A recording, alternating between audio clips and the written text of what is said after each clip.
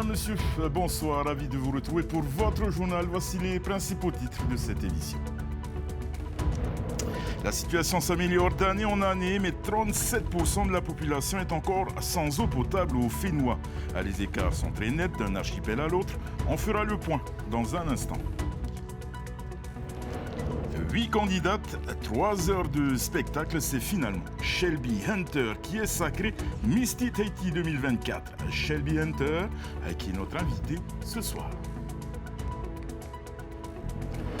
24 élèves du lycée polyvalent de Travo ont vécu une semaine hors norme à Paris à l'occasion des Jeux paralympiques. Une semaine riche en échanges et en émotions. Ce soir, c'est la reprise du journal des sports. Dans notre édition, une actualité sportive riche pour ce début de saison. Nous y reviendrons avec notre spécialiste, Oriano Tefan.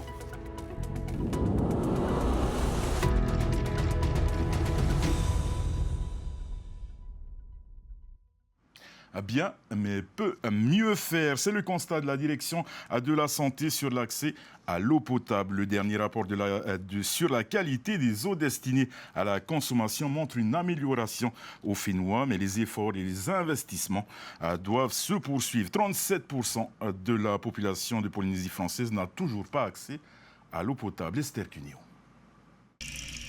En 2023, sur toute la Polynésie, 63% de la population peut boire de l'eau potable directement au robinet.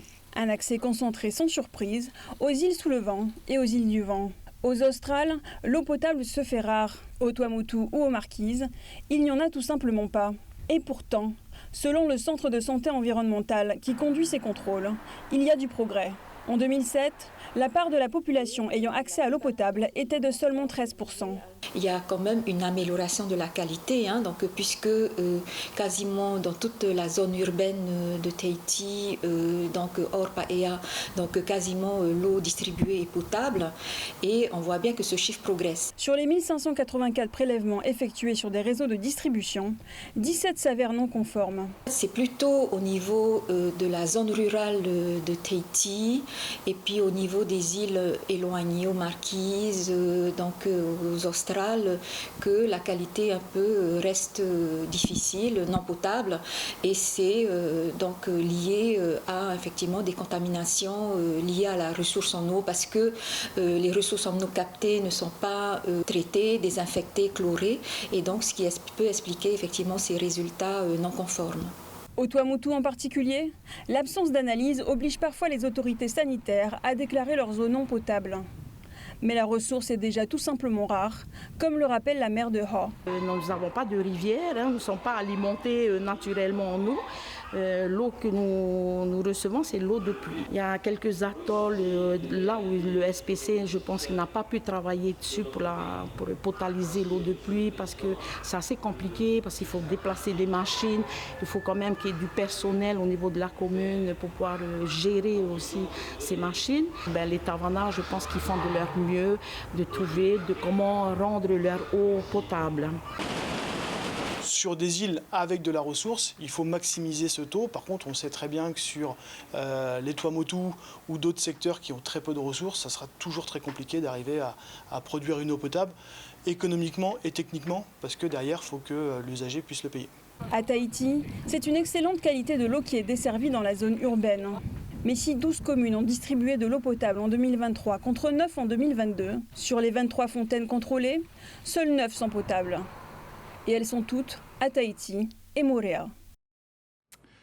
Au terme de 3 heures de spectacle haut en couleur, Shelby devient la reine de beauté Miss Tea Tahiti 2024. Elles étaient 8 candidates en lice. Voyez les coulisses de la soirée avec notre journaliste Meretiato. La Miss Tea Tahiti 2024 est la candidate numéro 5. Shelby Hunter. C'est avec des larmes de joie que Shelby reçoit sa couronne. Elle est élue Miss Tea Tahiti 2024, l'aboutissement d'une longue préparation. Que du bonheur. Vraiment, l'amour, si tu cherchais, en fait, tu as dans tout être que tu connais, tes amis, ta famille. Donc, ils m'ont donné tellement d'amour et de mana. Je ne m'y attendais pas vraiment. C'est pour ça que je pleure. Et je remercierai toujours ces gens, le comité qui nous ont suivis, Hereti, Omaka aussi qui était là pour nous soutenir. 4 passages pour 4 destinations, les spectateurs auront fait le tour du monde au cours de la soirée. En coulisses, 20 minutes avant de s'envoler pour l'Inde, les candidates se préparent. Le stress est à son comble pour certaines. C'est de parler au public, mais sinon ça va. Je gère le stress. C'est un bon stress pour continuer l'aventure. Ça serait le passage en maillot de bain parce que c'est très technique, il y a beaucoup de mouvements, de déplacements. On a juste hâte de passer sur scène et puis voilà, on verra bien. Du côté du public, c'est l'enthousiasme. Venez soutenir qui ce soir? Oh, la numéro 2. Elle est ravissante, elle est merveilleuse. Elle scintille, elle brille. Numéro 5. C'est comme ma fille aussi. Elles sont toutes belles. Et que la meilleure gagne ce soir. Pour Omaka, la mystère sortante, c'est la fin d'une année de règne très enrichissante sur le plan humain. Je retiendrai évidemment de très belles rencontres. Surtout, je pense que c'est vraiment ce qui nous forge au final, c'est les échanges avec les autres.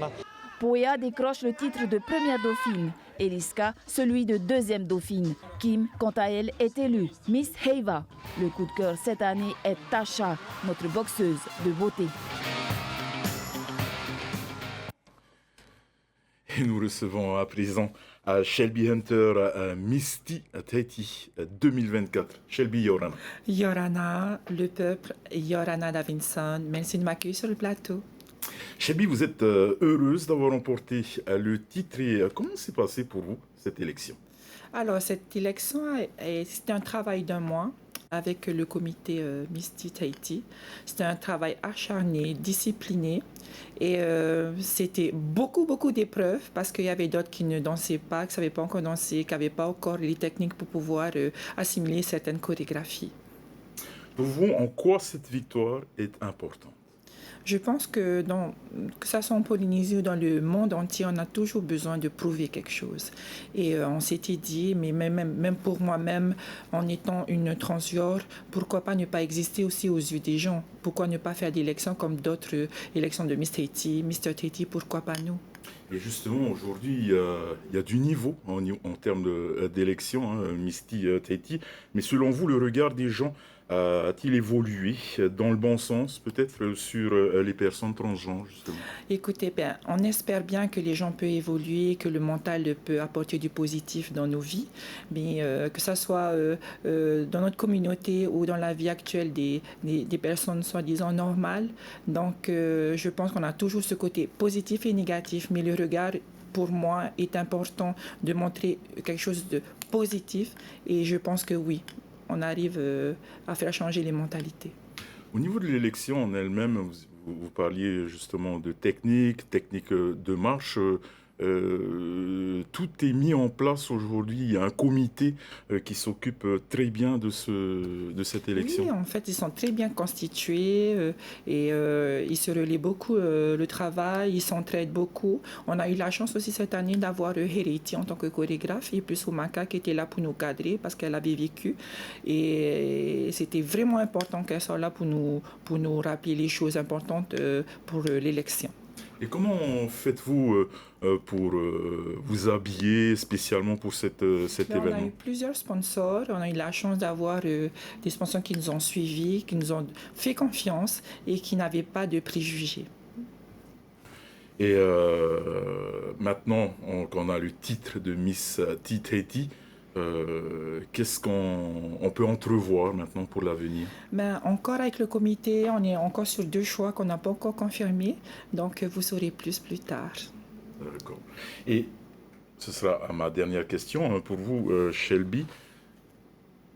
Est-ce que vous allez travailler justement sur l'évolution de l'état d'esprit des gens, de la population de Polynésie, peut-être sur les transgenres?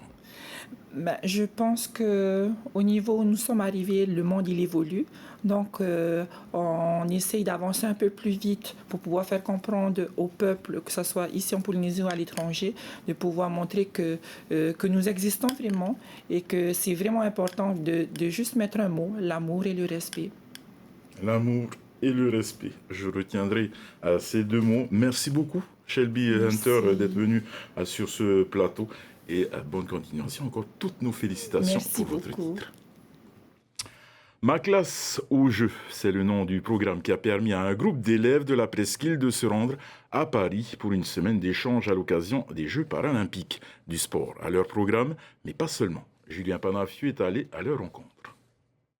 Après avoir connu les Jeux Olympiques à quelques kilomètres de Toaopo, 24 élèves du lycée Taïra-Punui ont pu vivre les Jeux paralympiques. Une semaine parisienne intense avec un programme sportif, des épreuves de basket fauteuil, de para-athlétisme ou de boccia. L'Île-de-France a su tirer le meilleur de ses monuments avec le château d'Versailles pour les épreuves de para-équitation. Leur professeur Alexandra Solacroup a vu les yeux de ses élèves s'illuminer dans ces lieux uniques. Ils ont été passionnés par les 4 épreuves. Après, c'était des ambiances différentes, notamment les épreuves de parabasket ou de para-athlétisme. Ouais. Là, le stade, notamment au Stade de France, c'est assez énorme. Ils ont mis l'ambiance hier à la boccia, justement pendant la pause entre les deux finales. Ils se sont amusés avec le DJ et ils ont ambiancé toute la salle.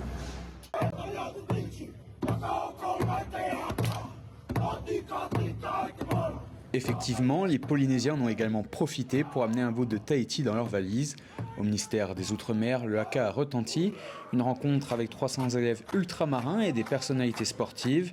Marie-Josée Pérec, Lilian Thuram, Guillaume Waro ou encore Fabrice Abriel. Les danses qu'on a proposées pour la France, c'est des danses qu'on a déjà dansées pour les journées au lycée, la journée polynésienne, on appelle ça la journée polynésienne. Mais les jeunes de ma troupe connaissent déjà les chants, les paroles, du coup ça a été facile pour moi de les encadrer.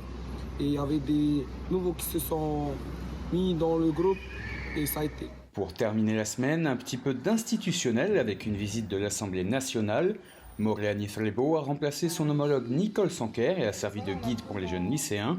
Parmi les différentes salles, c'est l'hémicycle qui a sans doute le plus attiré l'œil des élèves. Une belle opportunité pour les jeunes du Fénois. Justement, le député marquisien continuera de travailler prochainement sur ces sujets. Je prévois de rencontrer les représentants de nos étudiants polynésiens en métropole à partir de la fin de semaine prochaine, voire de la semaine d'après, justement échanger avec eux sur tous les points de difficulté qu'ils rencontrent, que ce soit au niveau de l'hébergement, des bourses.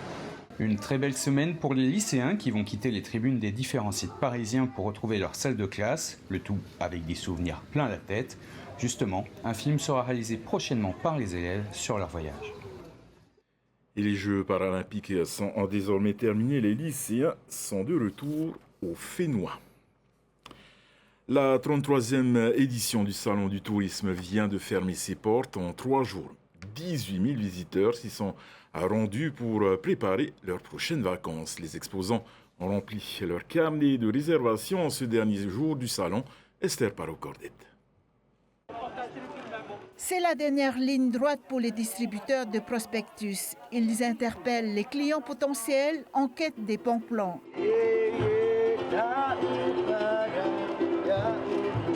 Maui, lui, a sorti le kamaka et de sa voix mélodieuse, il donne envie de partir à Rangiroa. Et ça fonctionne. Ouais, je pense qu'on va y aller. Donc, je ne sais pas quand encore, mais la prochaine fois qu'on peut venir, on ira. La plus grosse carte d'aujourd'hui, il faut le sortir maintenant. On est quand même la dernière journée et on voudrait partager. Hein? Rangiroa, Tikehau, Fakarava et les îles sous le vent demeurent les destinations les plus prisées. Partenaire historique, Air Tahiti transportera plus de la moitié des voyageurs du salon, notamment pendant les vacances scolaires et les longs week-ends, période durant laquelle les touristes internationaux affluent en Polynésie. Il y aura du monde dans les îles. Parce que là actuellement on est en haute saison touristique, donc on a quand même des bons remplissages de vols. Et là le salon permet en fait de compléter pour nous comme pour les logements, parce qu'on a certains logements qui nous disent qu'ils sont assez bien remplis jusqu'au mois de novembre déjà. Pour découvrir ou redécouvrir les îles à des prix avantageux, les professionnels seront de retour en février à la 34e édition du Salon du tourisme. Et vous l'avez compris, c'est la rentrée de notre journal des sports avec Oriano Tefo. Et oui, Davidson, nous sommes en pleine forme ce soir. On attaque avec de la course à pied, du jiu-jitsu brésilien, de la boxe et de la force athlétique. C'est maintenant.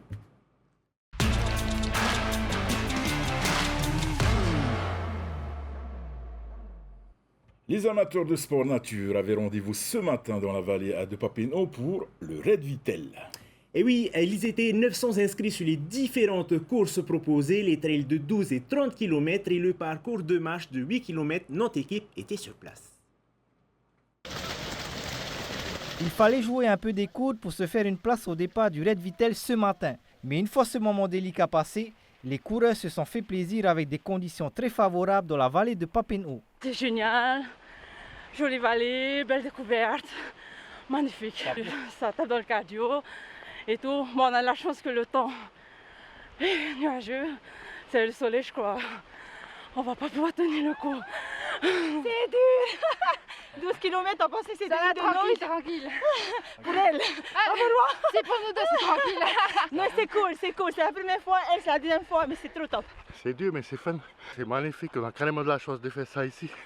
Côté performance, sur le trail de 12 km, le champion de Polynésie du 5000 m, Félix Covillon, démontre qu'il est aussi à l'aise sur une piste d'athlétisme que sur des sentiers. Le coureur de Central Sport s'offre la victoire en 55 minutes et 13 secondes. Parcours très difficile, des passages de rivière où ça arrive jusqu'au torse, avec du vrai courant parce qu'il a plu il y a peu de temps. Des passages debout, donc très technique, mais un très bon parcours. Toujours sur le 12 km, mais chez les dames, Anna Karm a dominé les débats. Elle boxe son trail en 1 heure et 5 minutes et repousse sa plus proche poursuivante à plus de 6 minutes. On n'a pas eu trop le temps de s'échauffer avant d'arriver, mais bon voilà, on est parti sur un bon rythme et le parcours est sympa, je ne connaissais pas. Le passage des rivières, c'était un peu sport à certains endroits.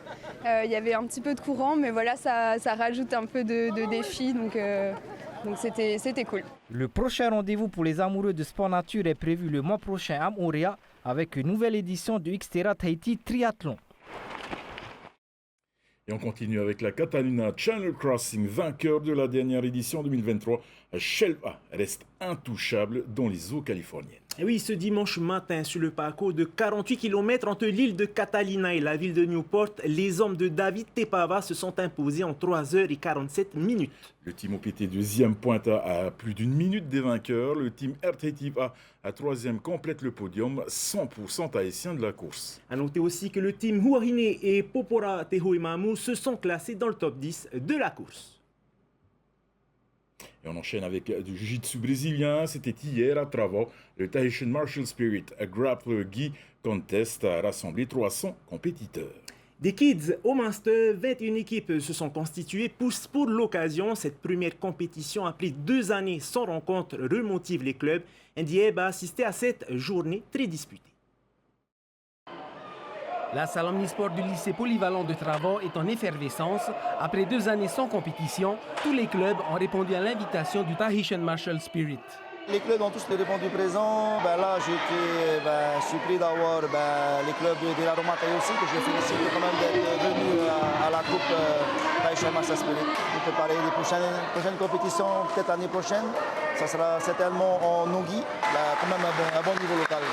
La concentration est maximale, les compétiteurs se focalisent sur leur combat, d'autres s'échauffent et échangent des techniques pour gagner.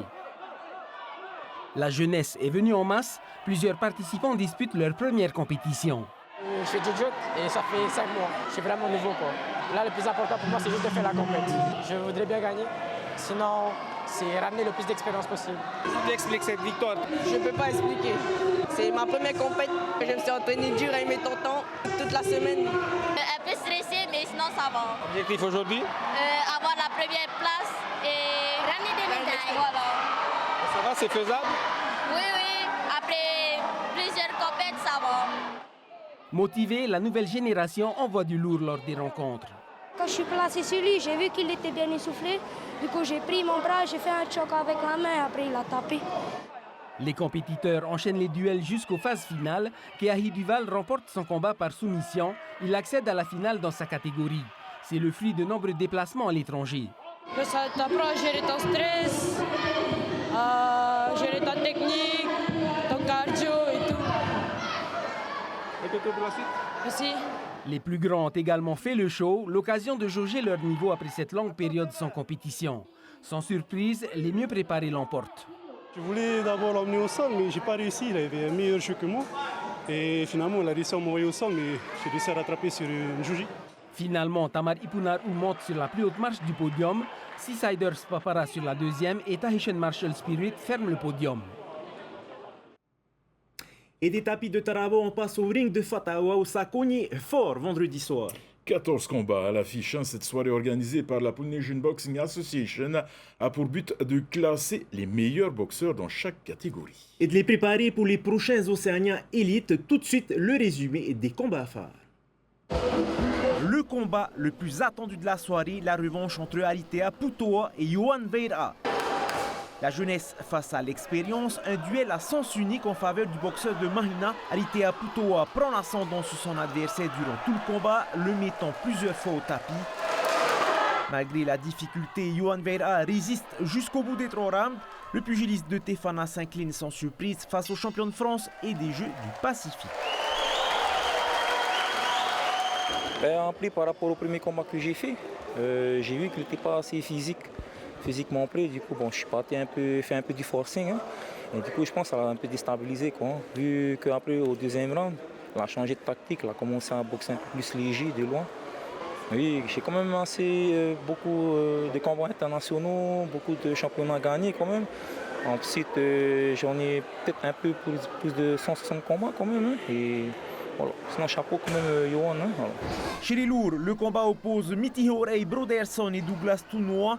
Un duel qui ne va pas jusqu'à la fin du temps réglementaire. Au deuxième round, le sociétaire du Hako Boxing Club met la pression sur son adversaire et réussit à le faire compter. Le coach du Warrior Boxing fait le choix de préserver son boxeur en demandant à l'arbitre l'arrêt du match.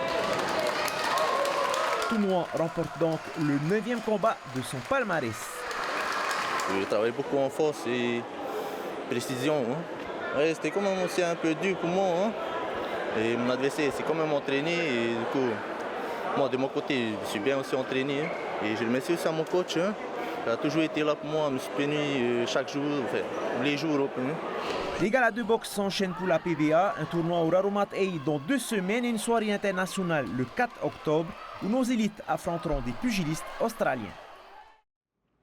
Et du 14 au 21 septembre se disputera le 28e Tour de Tahiti Nui, la plus grande course de cyclisme organisée au Fénois. Et oui, plus d'une quarantaine de coureurs avec la participation d'étrangers s'affronteront sur les routes de Tahiti Moorea. Au programme 10 étapes, soit plus de 1000 km à parcourir. Cette ambiance unique et authentique révélera les sprinteurs, les grimpeurs et les coureurs les plus combatifs du peloton. Nous recevons à présent donc Teva Bernardino, le président de la Fédération tahitienne de cyclisme. Teva Yorana. Alors chaque année, des étrangers participent à la course. Cette année, d'où viennent-ils? Sont-ils d'un niveau redoutable? Donc ils viennent des USA, ils viennent aussi, il y a des coureurs métropolitains et il y a Ryan Lashni qui est calédonien, qui a gagné déjà le maillot jaune l'année dernière, qui revient rééditer son exploit de l'année dernière et qui va essayer d'avoir encore le maillot jaune cette année. Et je sais qu'il gagne souvent en France actuellement. Alors les étrangers viennent consolider les équipes locales. Est-ce que c'est important? Ça donne un échange avec les coureurs? Je pense que c'est bénéfique pour nos coureurs locaux parce qu'ils vont renforcer par exemple la team Vélo Club de Bora Bora ainsi que le club de Team Orohena. Mais il y a déjà un licencié de team Léo Casobiel qui est à l'intérieur et qui amène un autre coureur, trois autres coureurs métropolitains. Donc je pense qu'il y aura vraiment de la gagne à jouer aussi bien dans les équipes locales. Alors est-ce que nos coureurs locaux pourront justement rivaliser avec les étrangers? Oui, je pense qu'il y a une bonne préparation de la part de Taruya Kreiner aussi qui fait équipe avec Ryan Lashni dans la Espire. Donc, mais il ne faut pas oublier les Américains, ils viennent à 2 équipes. Morton avait déjà gagné 2 fois le maillot vert, donc il connaît bien les routes et les étapes de Tahiti Moorea. Quelles sont les nouveautés pour cette année, les différences cette année concernant donc le parcours? Cette année, la différence, il y aura, c'est la première fois qu'on va dormir sur l'île de Montréal avec le 19 au soir. Donc il y a 2 étapes, il y a le contre-la-montre par équipe et le lendemain l'étape fétiche où on monte le Belvédère. Alors sur une course de cette nature, le grand défi c'est la sécurité bien entendu parce que la circulation ne sera pas interrompue. Alors comment on s'organise? Donc on a déjà 35 dans l'équipe des encadrants, les officiers, en plus avec le grand coup de la brigade motorisée. J'ai 3 gendarmes qui sont à l'intérieur du cortège et un service médical avec un médecin urgentiste, 2 infirmiers urgentistes. Donc on a mis les moyens, la fédération a mis les moyens sur la sécurité afin de bien encadrer toute cette caravane. Quel sera le prochain grand rendez-vous de la discipline pour nos coureurs cyclistes? Nos coureurs locaux, le prochain objectif c'est à Cambridge l'année prochaine, en fin mars. Nous avons la Pacific Cup et c'est en Nouvelle-Zélande que ça va se passer, où c'est un tournoi avec toutes les nations qui vont participer aux Jeux du Pacifique de 2027. Donc le tenant du titre, c'était Kahiri, on a organisé. Maintenant, c'est 2 fois que Kahiri portait le maillot de la Pacific Cup, aussi bien à Guam que chez nous. Donc on va essayer de rééditer ça en féminine et en homme. Merci beaucoup d'être venu, d'avoir répondu à notre invitation. Et Davidson, sachez qu'à partir de lundi 6 septembre, vous pourrez suivre le résumé d'étapes tous les soirs à 19h25 sur TNTV, bien entendu. Et un autre registre maintenant, avec de la force brute. Hier s'est tenue la première journée de force athlétique. 3 mouvements étaient imposés, squat, développé couché et soulevé de terre. Cette première manche était réservée aux dames, toutes catégories confondues, et aux hommes pesant moins de 93 kg, les temps forts dans ce reportage. 32 athlètes présents dans cette varinée. Elles représentent les clubs de Tahiti, mais aussi de M'Oré et de Bora Bora. Une première pour Keelani, sociétaire d'Amanahune Musculation. Après 3 essais au squat, elle valide une barre à 150 kg. Bon, ça a été dur un peu, il y a le stress. Pour ma première barre, j'ai fait 140. Après, deuxième barre, 150. Et la troisième barre, 160. On s'entraîne sur la terrasse à la maison. Mais non, félicitations aussi ma femme. Parce que quand on termine du travail, on a des larmes aux yeux. Pourquoi? On a la fatigue. Mais maintenant, on ne lâche pas les mains, on s'entraîne dur au pays. Sortir de leur zone de confort, c'est le leitmotiv de la plupart de ces dames. Moi, ce qui m'a attiré le plus, c'est en voyant mon chéri le faire. Et il le faisait, du coup, je venais à chaque fois, à chaque compétition, chaque entraînement. Et du coup, ça m'a poussé à le faire aussi. Je me suis dit, pourquoi pas moi? Après plusieurs mois sans compétition, Huhina réalise que le niveau féminin est monté d'un cran. Ce qui m'impressionne maintenant, c'est les charges. Ah oui, ça a évolué, les charges ont évolué. On a arrêté les compétitions, je ne sais plus, l'année dernière ou il y a 2 ans. On n'était pas à ce genre de charge-là. Je pense que là, il y a plus de 20 kilos par rapport à il y a 1 an ou 2 ans. Les athlètes se donnent rendez-vous le samedi 21 septembre pour la deuxième partie du championnat. Elle sera dédiée aux compétiteurs de plus de 105 kilos. Et c'est réussi. Voilà, nous arrivons au terme de cette édition. Programme ce soir sur votre chaîne Où sont passés les Morgans, un film de Mark Lawrence suivi de Capital. Demain, c'est Emma Mathieu qui présentera donc ce journal en vous souhaitant une excellente soirée sur une très très belle semaine, bien sûr, sur Tahiti Nui Télévision. Et quant à nous, on reprend les bonnes habitudes en se quittant en musique avec les plus belles images de sport de ce week-end. Bonne soirée à tous.